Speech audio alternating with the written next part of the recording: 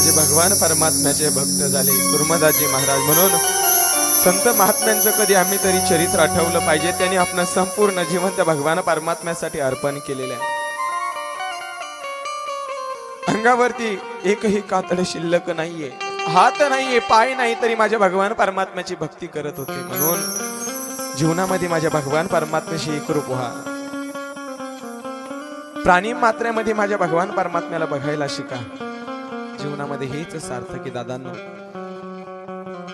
संत महात्म्याने आपलं संपूर्ण जीवन संसाराच्या नावे घालून या शून्य वाढत हा पुण्य धर्म केला, असे संत महात्मे आहे।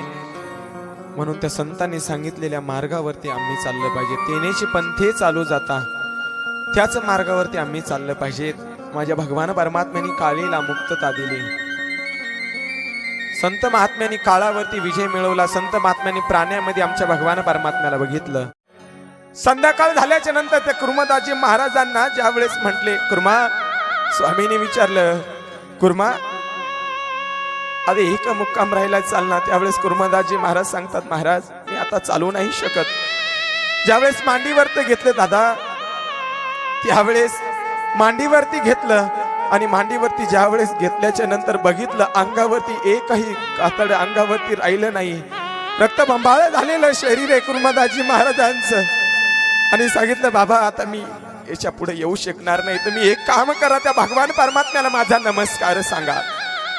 मी आता याही पुढे येऊ शकत नाही, फक्त तुम्ही जा आणि त्या भगवान परमात्म्याला सांगा की तुझा भक्त तुझ्या द्वारावरती आलाय, तू त्याला दर्शन देण्यासाठी।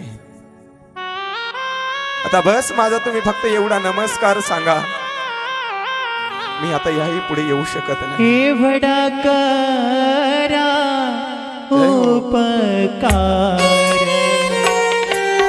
एवढा करा उपकार,